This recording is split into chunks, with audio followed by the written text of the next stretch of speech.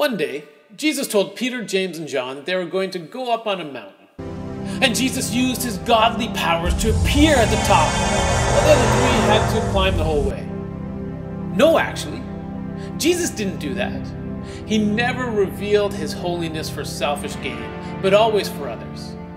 In fact, the presence of God in Jesus wasn't manifested in obvious ways, but it always came through prayer. So Jesus climbed the mountain with the others.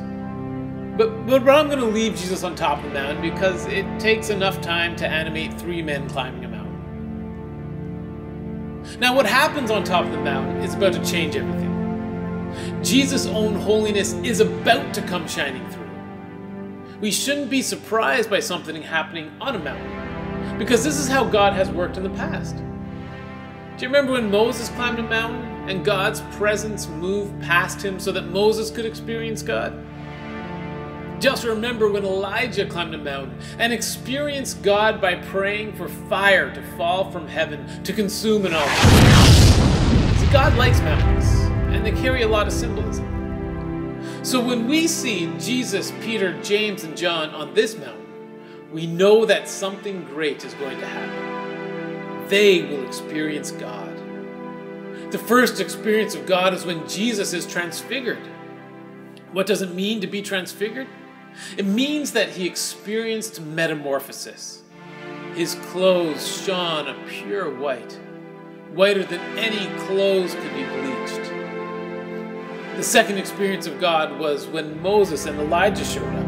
Yes, this is the Moses and Elijah. Two men that lived hundreds of years before this moment show up on this mountain. How would you respond to these experiences of God?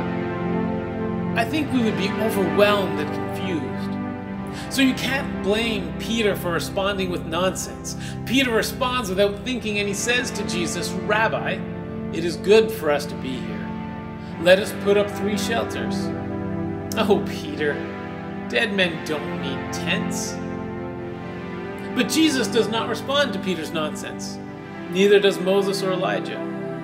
The response is a third experience of God.